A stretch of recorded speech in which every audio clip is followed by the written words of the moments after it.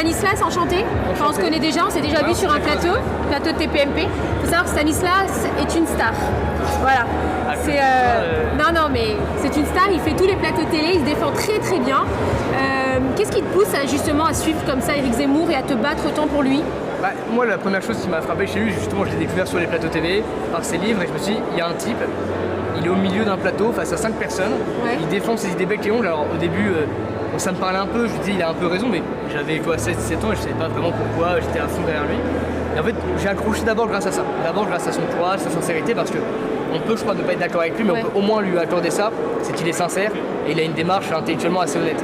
Je sais que souvent quand on pose des questions à Éric Zemmour, qui ne sont pas forcément dirigés vers l'islam, tu vois, il en arrive toujours à parler de l'islam. Qu'est-ce que tu en penses toi de ça? On a tendance à lire les titres de journaux, on a tendance à lire le tweet polémique, et on a rarement tendance à lire en entier un livre, à regarder une vidéo dans son entièreté, sortie du contexte, etc.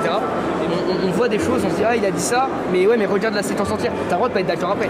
Et concernant les vaccins, est-ce qu'il est contre le pass vaccinal, c'est ça? Exactement. Donc s'il est élu président, il laissera les gens donc faire ce qu'ils veulent, soit être vaccinés, soit ne pas l'être. En fait les Français c'est pas des gamins de 6 ans, une personne âgée, une personne à risque, et on l'encourage, on l'incite fortement, on fait tout pour qu'elle aille se faire vacciner.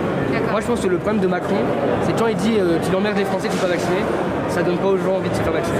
C'est-à-dire que moi je considère que j'ai 22 ans, je suis en pleine forme, je suis en pleine santé, non je suis pas sûr que j'ai besoin de ma 3e dose. Par contre, une personne âgée, moi ma grand-mère, je l'encourage à aller se faire vacciner.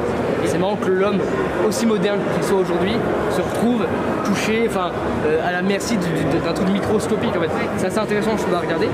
Et pour autant, on considère que les gens doivent être responsables et remettre un peu de bon sens là-dedans.